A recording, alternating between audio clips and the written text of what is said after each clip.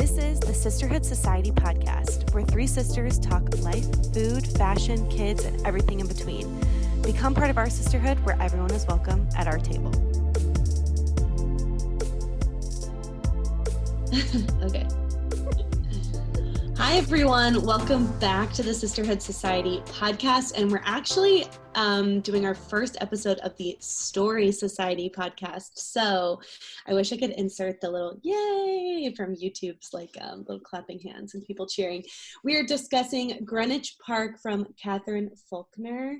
It's backwards if you're watching YouTube, but this was the book that we all had you guys read alongside of us.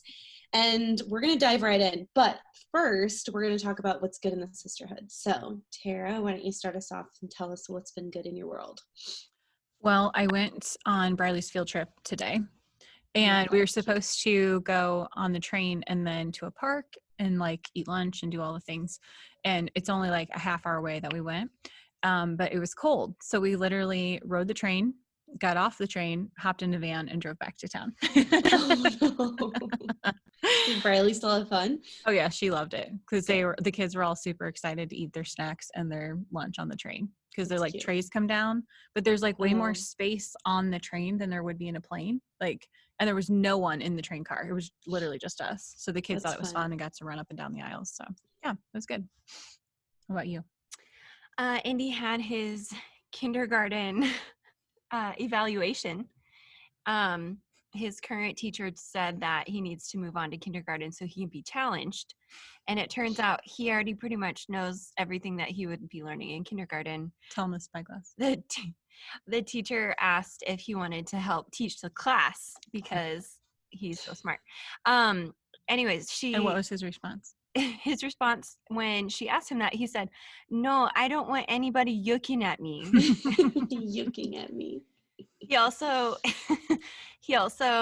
after every question, or most of the questions, she would hold up these flashcards of uppercase and lowercase letters, and he'd have to name them off. Well, after a while, he got bored because he knew all of them. And so then he was like, "Hold on, let me put on my spy glasses." And so he would hold up little binoculars to his eyes, and he would be like, "Okay, that's an uppercase H." I was sitting there and I'm like, this kid is so strange, but so smart. But anyways, he passed. He's like, "This is boring. How do we make this more interesting?" Exactly. He was getting bored because he knew all the questions she was asking him. And then he wanted to put on a show, but. Okay. What about you, Kate? What's good? My what's good is, it's going to sound like it's bad at first, but when I was a kid, I got one of my teeth knocked out. And so I'm finally getting my teeth fixed. It's not a huge insecurity, but my teeth aren't perfect because they were when I got braces, but my two front teeth and the one next to it don't match because of how this trauma happened to my mouth. So I'm going for a consultation to the place where Brittany Aldean got her teeth done, and Sarah Knuth, the blogger in Franklin, and seems like it's a good place. So I'm kind of nervous, to be perfectly honest.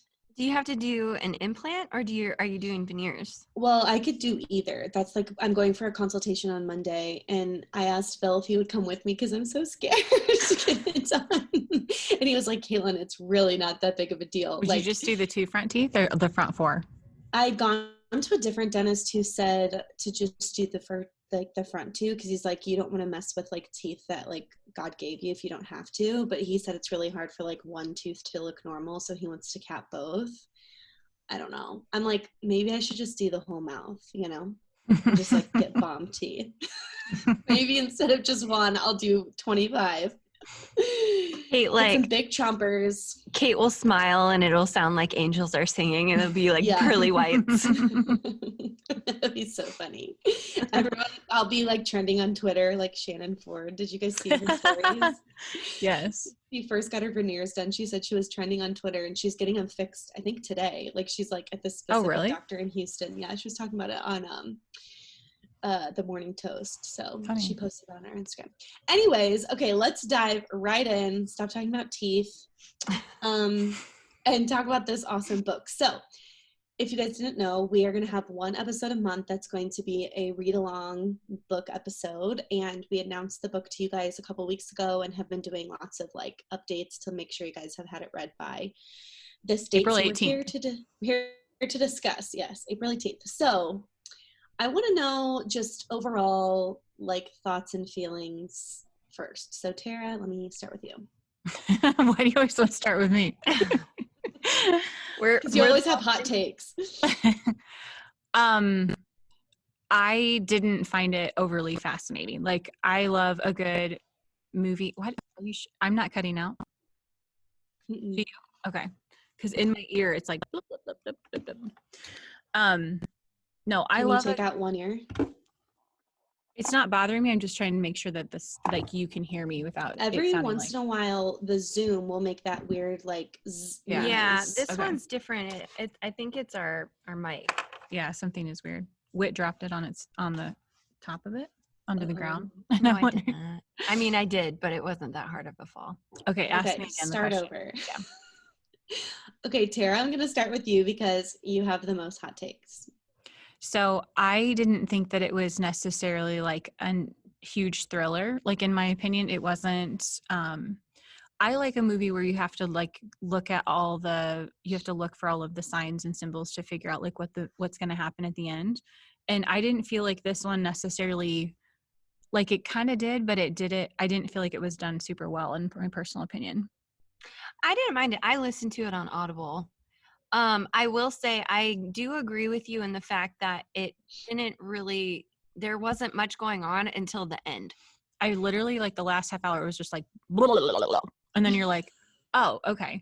But up until that point, I'm like, I would have never, like, I wouldn't have figured it out because there wasn't enough like clues to like bait you in to know what was actually aside going from like on. the random like little notes, which we wouldn't have known that until what's her name at the very end, Serena at the very end is the one that told it, and you're like, I don't remember her saying that Unless she was Red Riding Hood. She said that they were in a play together. I didn't know that he was the Yeah. wolf. Like, all of that stuff at the very end, I was like, okay, well, now it all makes that's sense. I think when they were all like tying in the details. Yeah.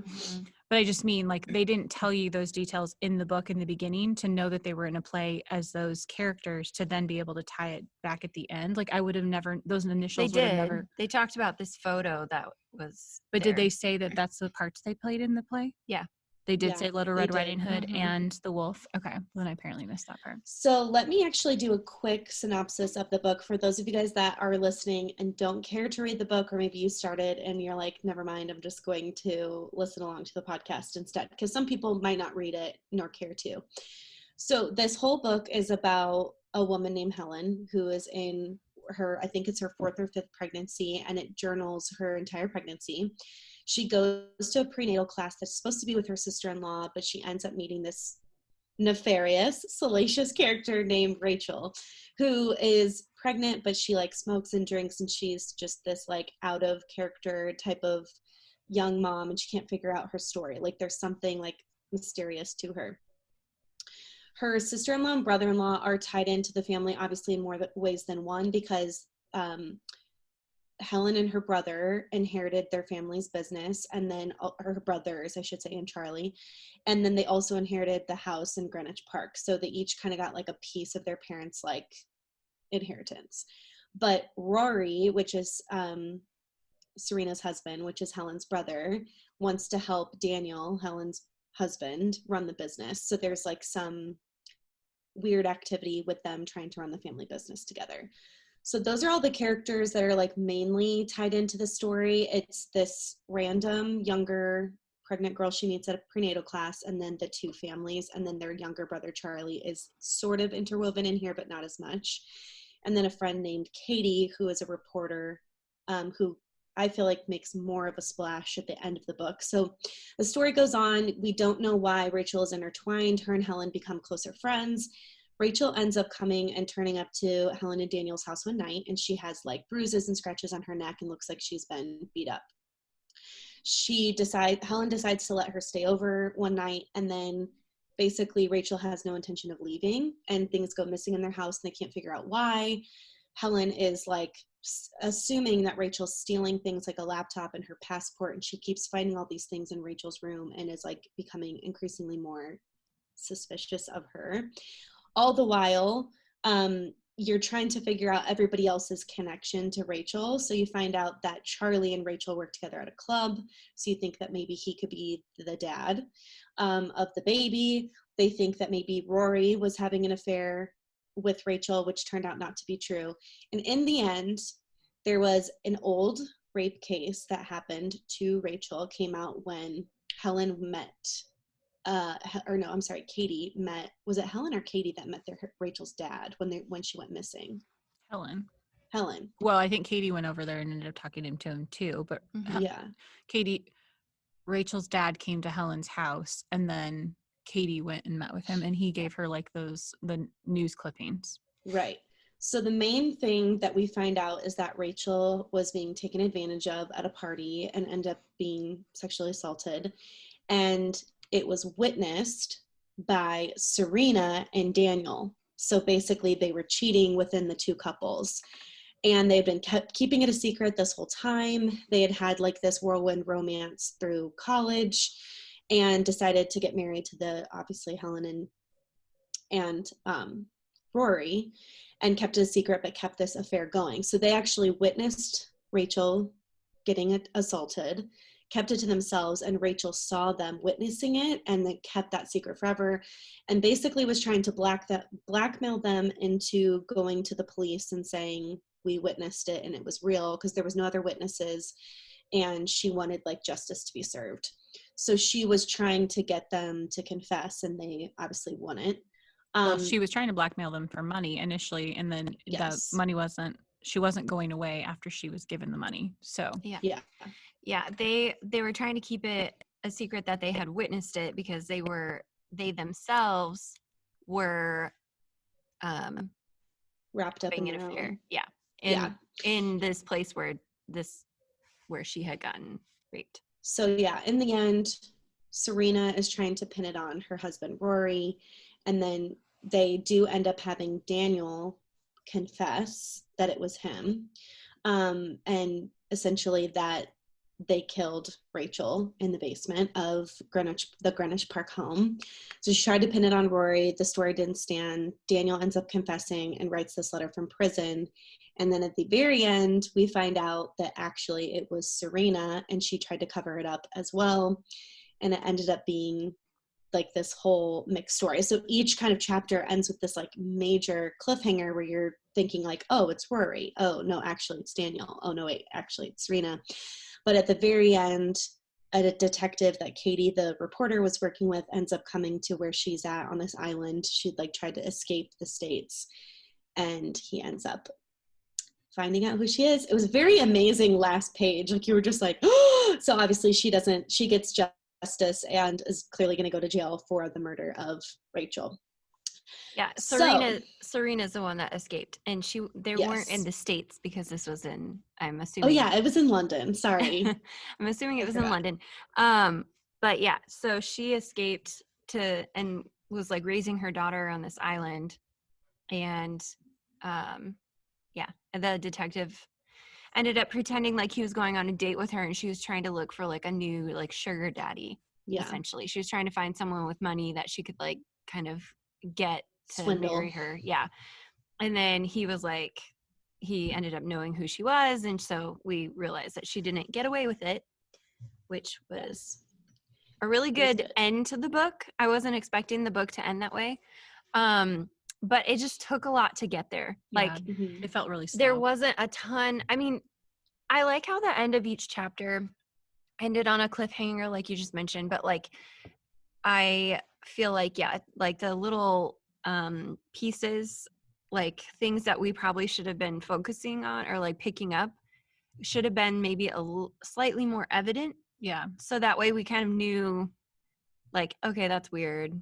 Their thought process through it, you got their thought process in like the very last chapter. You didn't get their thought process all throughout the book. So it wasn't, in my opinion, it wasn't a great whodunit, because a whodunit keeps you guessing the entire time.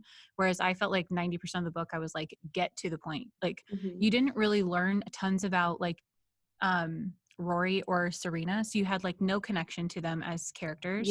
That's you true. don't really know who Charlie is as a whole, right? Like he's not he's a very like passing figure in the book, even though they're like acting like he could be one of the killers at the end. And so it's just like, and then when they keep doing these flashbacks, I felt like the flashbacks weren't apparent enough to know it was a flashback. So it felt a little bit confusing until you get down to the very end. So I just felt like as a whole, and the whole beginning piece with Katie at like the courthouse with the rape case, like outside of her meeting the detective, that had absolutely no significance to the book whatsoever. Yeah. I will say too, I overall I was actually impressed with the book as far as like kind of keeping me guessing, and I liked the way it ended. But I didn't like Helen. I thought she was really annoying. Yeah, I there was like, wasn't. wow. Sometimes books can be hard if all the characters are unlikable. Like I think you sometimes have to like separate whether it's because you just don't care for the character or how well it was actually written. So Katherine Faulkner, this is a debut novel. I don't know if you guys Wow. knew that. So That I makes did me some like it research. better.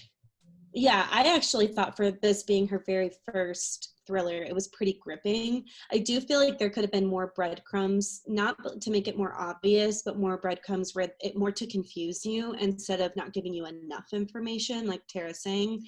But I thought overall, like once you push the snowball up the mountain, like halfway through, then like you were finding out stuff the whole time. There could have probably just been a little bit more character development on the Rory Serena side, because I didn't really see Serena as a villain until the very end, which I don't know if you were really trying to. Yeah, she seemed like she could have cared less, like 99% of the time. Like her talking about her relationship with Helen being obligatory, and I just felt like her piece of the book until the very last chapter really was like non-existent. Mm-hmm. Well, and I feel like the only thing I would have wanted more of, because the author definitely was trying to get us to not like Daniel. Like he just seemed like such a jerk. Like I feel like she was making her husband definitely seem like he was the one that did it. And I felt like there wasn't really any, like you're saying, there could have been more like salacious conversations between Rory and Serena, or Serena and Helen, to make you think that Serena was possibly more of a suspect than you thought. Well, Serena, like the part where Serena suspects like Rory might be having an affair literally was only mentioned one time until the very end. Like she basically says like Googling, husband having an affair or something to that effect. And otherwise you don't get that at all. So there's really no storyline between their relationship for you to even know the whole Lisa situation, until the only thing that was confusing about it is that it did lead you to believe that maybe Daniel and Rachel were having an affair based off of Lisa knowing her from The Office. Yeah. But there wasn't enough of that to me. There wasn't enough of it to keep you guessing, to really like wonder like, oh, was it this? I felt like it was, I didn't necessarily peg Daniel to be it, but I felt like the Charlie and Rory piece were too obvious. And so I didn't suspect them at all. And sometimes I think authors do that to like get you off the trail of who they want it to be. Like they're really making it seem like Daniel, or like really trying to make it seem like Charlie because he worked with her at that club. But like you said, other than Charlie talking to her at that party, there wasn't like a whole lot about Charlie. Like we didn't really know anything about him. Okay, let's get into our book discussion questions, sorry. This book is broken into multiple perspectives. We see the events of Greenwich Park unfold through Helen, Katie, and Serena, as well as some other voices whose identities weren't always clear. Well, that answers some things. Furthermore, events continue to happen or have happened in the past that we as readers aren't always made privy to in the course of the story. How does this affect the narrative progression of the novel? Do you feel all of your questions were answered at the end of the book? Discuss whether this reflects the nature of relationships inside the novel. I think all the questions were answered by the end. Like, I feel like if you hadn't heard Serena's side, you definitely would have had questions still. But I feel like by the end, the questions were answered. Yeah, I feel like, for real, they needed Serena's like last bit in there in order to like answer all the questions, which that was a little annoying to me. It was like she was trying to jam it in there in the end, and I'm like, why didn't you sprinkle this throughout so we kind of had an idea coming up to it? Because then she was like, oh yes, and Little Red Riding Hood and the wolf and blah blah blah, and I'm like, okay, you could have mentioned this earlier. So I don't know. It just seemed like she was trying to tie up all the loose ends. Yeah, it felt like she hadn't finished the story, so now she's like, okay, I'm gonna just tell you Yeah, all just right shove here. it in the end. Wow. Now with that, I really liked this book. Sounds like you guys don't. well, with that being said, I was just gonna say, with that being said, I'm glad that she did that. That I'm glad that all the loose ends were tied. I also did like having Serena at the end and like getting caught. I liked that part. But yeah, there were certain things that annoyed me, but for the most part, I actually was pleasantly surprised that I actually enjoyed it overall for the most And I part. was going to say, if you read a lot of thrillers, and I know this is where our different perspectives come in, I thought that it was written well, other than the fact that there could have been more character development. Like, again, I didn't know a lot about Charlie, but sometimes I feel like a lot of authors throw those things in so that you're constantly like, oh, now we have this new introduction of this character or this character. And so it makes you, like you're saying, it does keep you guessing because they're introducing other people that are somewhat weirdly tied to this person and this suspect or this missing person.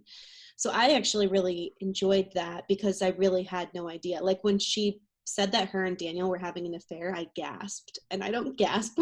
I was like, oh my gosh, like I could not believe that that was part of the story. And sometimes I'm like, man, I wish I could read it again, like now knowing and like picking up on the clues better. You know what I mean? Yeah. Okay, the next question is, Helen, Daniel, Rory, and Serena were all college companions before the events of Greenwich Park, and we meet them at a time where their lives appear to have grown relatively stable. Though they've been friends for a long time, was it possible to spot oh my gosh, spot the potential cracks in their relationship earlier on, or what is required for a close friendship to last? I didn't see anything other than the fact that Serena bailed on her on that. I didn't get the prenatal vibe that class. they were that close. Yeah, I was gonna say it didn't seem like they were friends. It seemed like Serena was just kind of like could like take Helen or leave her, and it made me like not like Helen as much either. I'm like, Helen, Yeah. you're annoying. And Well, then it seemed like Helen had no friends. yeah, she seemed like a loner. Like, yeah. Yeah. And then Daniel seemed like he didn't love his wife. Was just trying to like just appease her and get out of there. I didn't feel like that they gave the impression that they were all close. To say that Yeah. they, because they acted like they knew each other from college, but then when the story actually unfolded, it was like, well, Daniel and Helen were dating, and Rory and Serena were dating, and they all went to their, the parents' house, but they didn't give off the vibe that they necessarily like hung out a lot. Like I didn't get that. And then Yeah. when she talked about how she wasn't in her wedding and how she always looked at like the wedding photo and how she went to her bachelorette party and felt really awkward, like, and then she was talking about how, how does one person have all these friends and another person can't get any. And I actually didn't feel like any weirdness or animosity towards Daniel. I felt like he was probably guarded. I felt like, based off, in my opinion, it seemed like it was, he's busy at work, he's trying to grow this business, he's guarded because of, the past like pregnancy losses and things like that.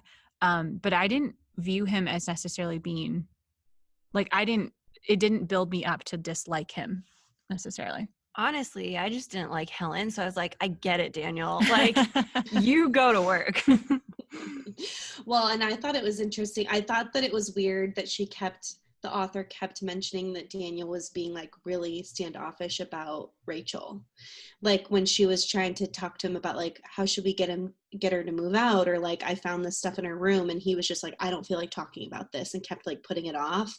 Like I knew that there was something weird or suspicious going on there, or he had to have been connected to Rachel in some way. The only thing I thought was weird is like, maybe this is where it comes in as like it being her first ever thriller, because there could be things that she would develop differently. But like before Rachel goes missing, and that last night when Helen goes in there, and how Serena drugs her and she goes through all of her stuff, and then Rachel's wearing the dress and all the things, and she gets really pissed, and she basically just like kicks her out and is like, get out. And she's like, no, there's more to the story, I know. Like, I guess I would have felt like if their friendship had developed, and like you're saying, she doesn't really have any other friends, that she would have at least like heard her out a little bit, Mhm. which I know would have ruined the end of the story. But it was literally like that was the last you heard from Rachel at all, like, because she dies obviously later, like an hour later. But it was just weird how like Helen was like, that was kind of her only ally besides Katie. And she just decided, I don't believe you, even though her husband had been kind of treating her poorly. And she just was like, no, you need to get out and whatever. I guess I would have thought that Helen would have given Rachel more of a benefit of the doubt, because she even said, like, weirdly, I'm drawn to her and I find myself like calling her when I have no one else to be with, and like she's always in Greenwich Park, so I'm calling her to like meet up to get coffee. I So think it I would have just been was more like, compelling it's, had she gotten all that evidence and heard Rachel's side and then tried to figure out like who yeah, was actually telling her the truth. I actually think that would have been a more interesting storyline. right.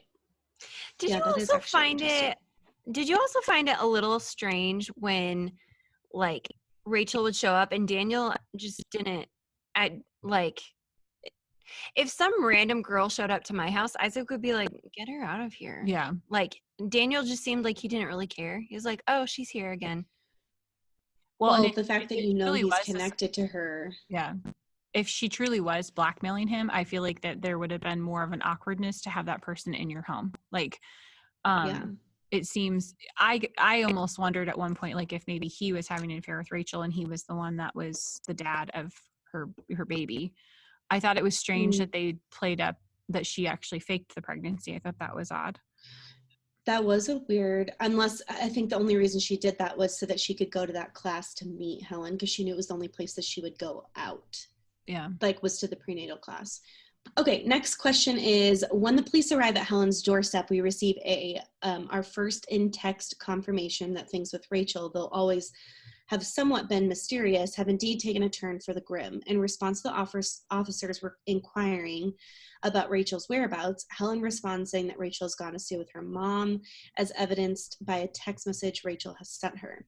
Later, Helen finds herself at a loss regarding what has unfolded the night of the party when we last see Rachel. At what point were you able to detect that something was actually awry? Was it during the party or before? And discuss what aspects of Greenwich Park led them to themselves to the suspense. I figured from the start she had been dragged. I just didn't know in what capacity or who. I Yeah. thought maybe Rachel had, but I mean, nobody forgets half an evening.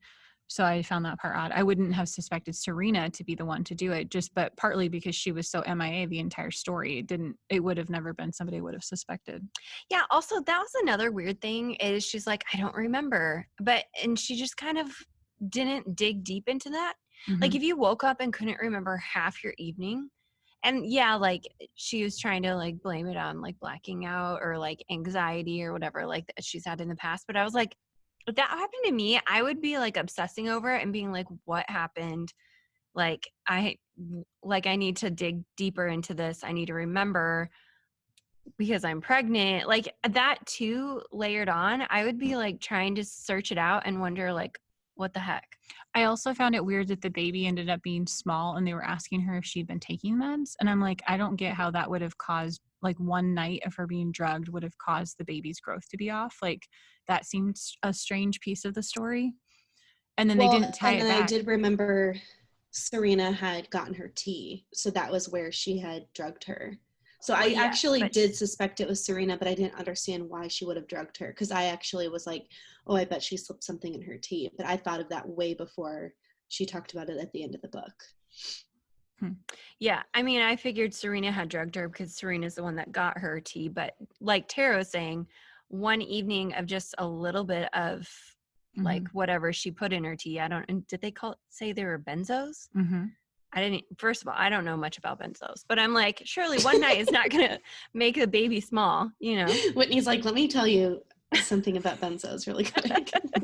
I don't know. I just know that one evening of having that in your tea to like go to sleep early or like, I don't know, Right. forget half the evening is not going to do much. Well, Right. I wouldn't don't have know. affected. I should I hope wouldn't not. have. She was like 39 weeks when it happened. The Oh, party, remember yeah. she was 39 weeks when the party happened. So like, why would that 2 weeks later, that's going to cause your baby to be significantly Tara's small? like, these details need to be It doesn't- accurate. It literally doesn't make any This sense. may be a fiction, but I need these details to be accurate She in was real life. 1 week overdue. Like unless she's being drugged the entire pregnancy, like it literally doesn't make sense. Yeah. I don't know. Yeah, Because that is kind of a weird detail. they had to give the baby like a shot to help expand his lungs. Like at 39 weeks, like that doesn't logically make sense. Tara's like, you need to go figure this out. Speak with an OB before you write details in your book. And this is interesting too, because like when besides this podcast or like my actual book club, I don't think that deeply about a lot of the books that I read. Like when I read it, I was like, oh, that was a great story. And like I move on. So I wonder if I had to discuss this deeply every book I read, like how high I would actually rate things. Like if I was like a YouTuber or something. I don't know. Yeah. I think the biggest thing about it, like my takeaway with it, is that if I read a book that I really am super interested in, it's one that follows me throughout my day. This didn't. Yeah. It wasn't like I'm like after the fact, like, oh, I wonder what would happen to the characters, or like, you know, or like I wonder what would happen next, or if they did a sequel, what would it be about? Like it was just kind of like, okay, I read it and great. It's, you know, it wasn't bad. It wasn't amazing. It was like somewhere in the middle. Yeah. I would agree with that.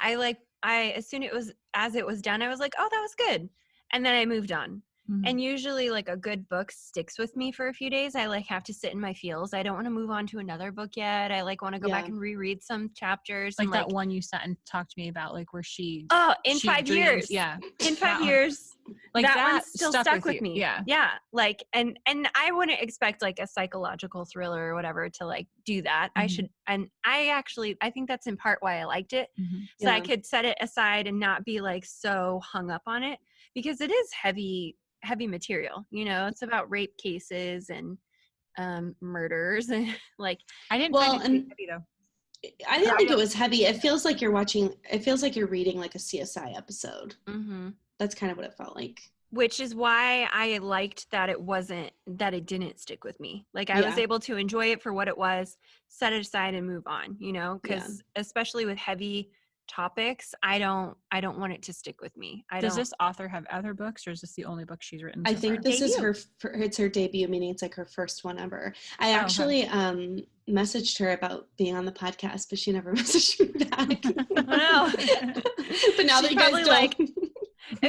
We didn't not like her book, but we are kind of tearing it to shreds here, aren't we? Well, no, I don't think it's tearing it to shreds. I think you're just objectively like really looking at the reading or the writing. It's like it was well written as far as like the way that she wrote it. It was beautifully written. I think that like you're saying, I think sometimes there can be grace, especially if it is their debut novel, that you talk about, you know, the fact that there could have been more character development and that, or details like you're saying, finding those breadcrumbs earlier, but not really understanding what the breadcrumbs mean. Yeah. You know, that would have made a more compelling. I mean, like, it could have been spaced out all throughout the thing, so that at the end, when they do give you all the details, you're like, okay, that now makes more sense. Like because there wasn't really anything, you know, I just remember Dad would always have us like watch these suspense thrillers, and he would always be like, you have to watch every detail. And so you'd be like examining the screen to be like, okay, what did that mean? Like what, you know?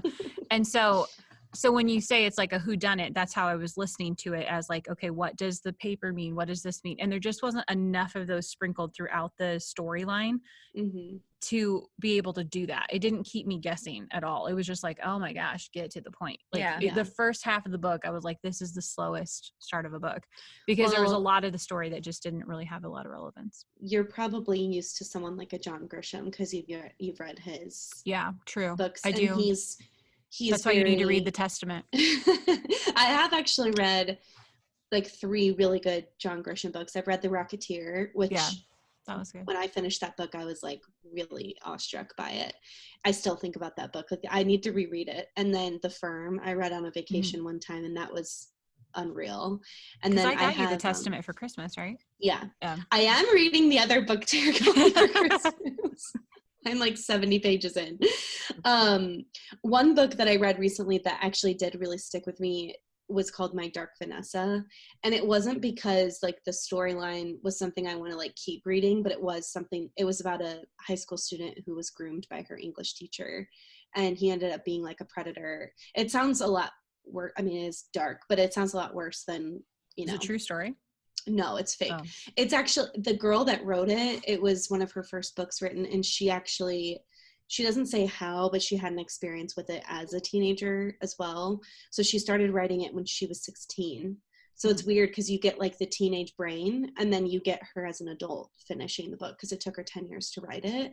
And I watched an interview about it and I just was like I closed the book and was like, that's one of the best books I've ever read because you like truly understand like psychologically what was happening and you can see the manipulation and the way that their like quote unquote love story unfolded. It was just like I read that and was like, wow, like you're saying, like, so I wouldn't have said like I closed this book and I was like, wow, I'm going to recommend this to everyone, but I would definitely still like recommend it because I thought it was a good thriller, but it wasn't like like you're saying, it's not one of the best books I've ever read. And I pushed it on the table and was like, wow, I won't stop thinking about that for a while. Yeah, I think it was meant to be entertaining, and it was, and we can appreciate it for what it was. And the way it ended, we all three agreed that the way it ended, we were like, cool. Yeah. You know, it kept my attention. Yeah, it kept your attention. You just had to kind of muddle through. muscle through the first half until something happened, and then you're like, okay, now I can pay attention and be like, okay, trying to connect the dots. Yeah, and but the good thing was I never like picked it up and dreaded it. Like there's some books where I pick it up, I'm like, oh, like I just have to get to page 150 or like halfway because I know it'll get better. Even in the beginning, I don't know, Tara might have felt differently because I know you were saying it was slow in the beginning, but I wasn't like picking it up being like, ugh, like I'm loathing this. I felt like I was still really enjoying it. I think the only thing that is hard for me is because I'm such a visual person, and this is why I don't like books, is that I don't like to have to use my imagination to visualize the people. And I didn't feel like she necessarily gave great descriptions of each person that I could get like an idea of what I think they look like in my head. Yeah. Like a lot of other authors do, where they give you like this description of really their stature and everything like that. This, I was like, at one point she said that Helen was plump, and so then I was like, okay, well, I don't know if she's like, am I imagining like someone who just gained weight while she was pregnant or someone who was heavier set? Like I just like, it was like there wasn't really enough of a description. Yeah, that's fair. I think at one point she said that Helen had red hair. Yeah. And I was like, oh, but that didn't come until the end. And I was like, I wish I had known that. I could never guessed that from the beginning. Yeah. So anyway, I just didn't feel like there was, visually, it's like I wanted to have like a better like idea of who I was listening to or like reading about. Mm-hmm. So okay, our last question is, when Helen learns the truth about what happened to Rachel, as well as many truths about Daniel and Serena, she still seems unable to come to terms with the details of what has happened. What does Helen hang on to after even discovering the reality of what those close to her have done? And then discuss the difficulty of coming to terms with knowing that someone isn't who they made themselves out to be. I found that so odd that Katie was like asking her what the letter said from Daniel from prison.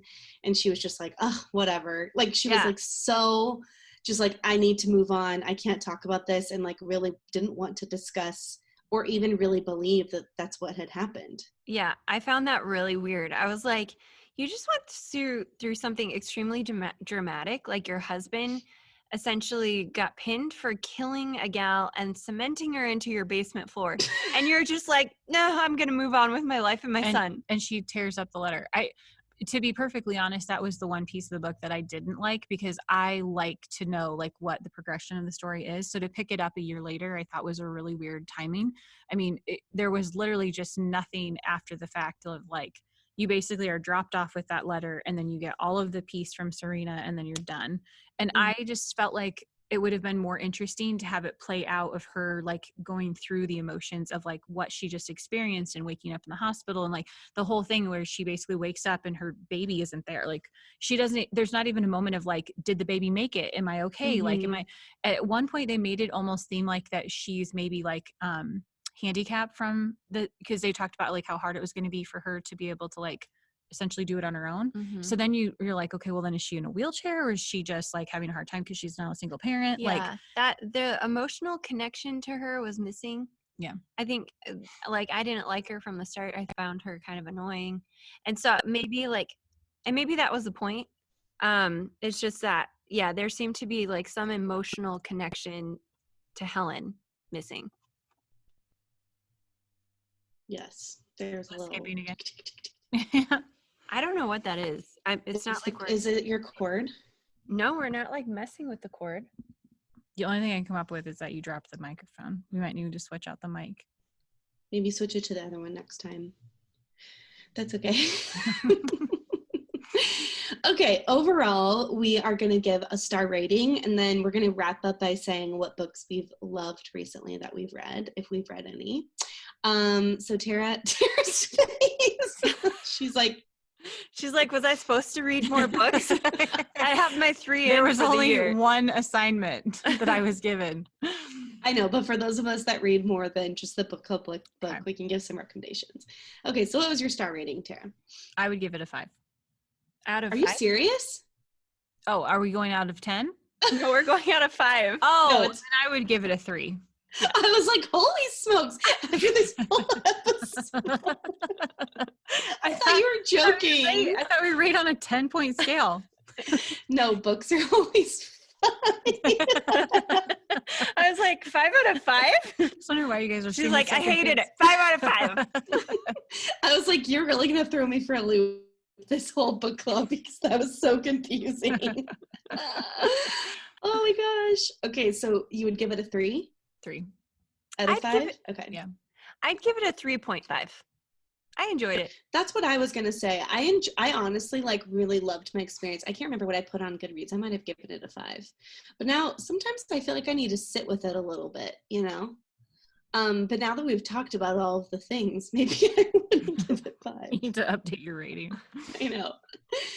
Yeah, I like Whitney said, from an enjoyment perspective, I loved it. Like I really enjoyed picking it up. I didn't ever feel like annoyed. I thought the cover was probably like one of the prettiest covers I've ever read from. It was so beautiful. And I liked the imagery of Greenwich Park. That was really lovely. Okay, so we're going to talk about book recommendations really quick, and then at the very end, Whitney is going to announce our next book club pick for May, which I'm very excited about. So, Tara, did you read any books this month? No, I did not. Does She's the like- Bible count? She's like, I read the book club book. Do you have like a show recommendation for us, maybe? I'm not currently watching any shows either. I'm pretty much working out and going to bed, unless watching the news counts. I don't have anything right now. Okay. I have read The Soulmate Equation by Christina Lauren, and then Love and Other Words by Christina Lauren. By the way, those are 2 best friends, Christina and Lauren, and they put their names together and they write these books together. Isn't that cool? That is cool. I need Anyways. to read. I just bought The Soulmate Equation last weekend to read because you told me to. Yeah, that one's cute. But Love and Other Words is probably one of my faves. Really? Okay. Love and Other Words is one of my faves. What's with this mic? And why is it always me? Yeah, it's doing it when it's you. Why me? Why do you And then hate me? sometimes it Okay, so I just finished my Dark Vanessa, obviously, and then I read Hook, Line, and Sinker by Tessa Bailey, which if you guys know Tessa Bailey, you know that she's a very, very spicy author, but this one wasn't that spicy, and it was actually, like, adorable. Like, Yeah. Whitney and I both, you read it, you finished it, right? Yeah, I finished Yeah. it yesterday. And I, like, I read it literally in one sitting, and I really enjoyed it. Like, I was like, wow, that was so cute. I want to, like, start it over and read it again. It was cute. It had its spicy scenes for sure, but Right. it was interesting. There was a lot of internal dialogue though that I was like, okay, this is a repeat. Please don't do internal dialogue over and over and over again. Like we get it the first like few times, you know? Yeah. But I get it. And I was going to say, I feel like Tessa Bailey wasn't any spicier than like Colleen Hoover, which everybody loves Colleen Hoover. So if you can get through a Colleen Hoover, you can get through hook, line, and sinker. I will say though, if you haven't read her first one of that, what's the other one called? It Happened One Summer. Yeah, that one is that one. That one I didn't finish. I was just like, no, I can't do this. Yeah, I love the story, and the ending is so flippin' cute, but like the spice in that one was just like a little too much. Too much. But yeah, if you haven't read that first one, then the second one won't quite make sense because like the Fleetwood Mac album, and you could technically still, but it would be better to read the first one. Yeah, but I would not suggest reading the first one. Like, just steer clear of that one. Read the second one. There are spicy scenes, beware, but it was cute. Yeah. Do you want to know? Okay. Yeah. Okay. The next book, and this is not my normal genre, so I'm actually kind of pulling one out here of just out of thin air. But my book club choice is The Atlas 6 by, oh, you can't see that. Oh, okay. The Atlas 6 by Olivia Blake. I was going to show you the like little front cover on my phone because I buy them on Kindle. Oh, and she's backwards. So well, it's forward for me. Is it? Oh, okay. Yeah. Anyways, The Atlas 6 by Olivia Blake. That's how you pronounce it? Olivia? Olivia, yep. I go into books blindly. If I see them constantly on like Book Talk or whatever, I will go ahead and grab them. I don't like knowing what they're about before I start reading them. I like being like, I don't want to have any preconceived opinions about it. So I don't exactly even know what this is about. I know it's like an academic kind of maybe on the more not mystical side, but maybe a touch. You're trying to kill me. I'm going to, next month, we're reading a financial business book. No, I will do not finish that. I will literally DNF that because I won't be able to get through it. Tara, I feel like you could find a fiction genre that you would really enjoy. Like we should read a John Grisham. Yeah, I would probably. I don't hate fiction. I just hate mystical. I just like. You listen to them. So I feel like that's a little bit easier to I don't like mystical movies. Okay. So. I mean, I'm not going to force you into it. No, it's just a book I want to read. No, it's fine. I'm here for the book club. My review of it might be poor, but I'm here. I am showing up, and that's all that matters. Tara, thank you. I was gonna say every episode. I listened to the whole book, you and really did. I would like to pat myself on the back for one, finishing it, and two, giving I feel like a very fair review. It was. You did a good job. I'm actually very proud of you. And like for the fact that you didn't you did not love it, but the fact that I think you're going to be the person in the book club that's just like a harder sell. So then when you come out with a raving review, people are going to be like, wow, I got to read that book. Or like, this is a great author. But isn't that kind of the same with everything in life? You're a hard critic on a lot of things. I'm like Brecken, I have high expectations. Yeah. But like even 500. Even when okay, this is so funny. That reminds me of last night. Did you guys see my stories when Phil found an old phone? Yes. And we were in this huge fight, and then he told me he would take me to Chewy's, and then I just go, okay, that sounds great. Just fixes everything. I guess when we were reading it, I was dying because one, I would have been 24. We were like not even a year married, so I was so young, and I was so dramatic in these text messages. Like it was just actually like so cringe. But the funniest part was we're texting back and forth, and he's like, well, I just ate lunch, because I was like, so what, we're not going out to dinner now? And he's like, well, we just got tacos for lunch. And I go, but I wanted Mexican for dinner. And like, and Phil, like now all day we've been saying, I wanted Mexican for dinner. And it was like so funny. Like I was so irate. And then finally he's like, okay, I'll take you to Chewy's for dinner. It'll be fine. And then I'm like, okay, what time are you going to be home? And I like literally dropped it.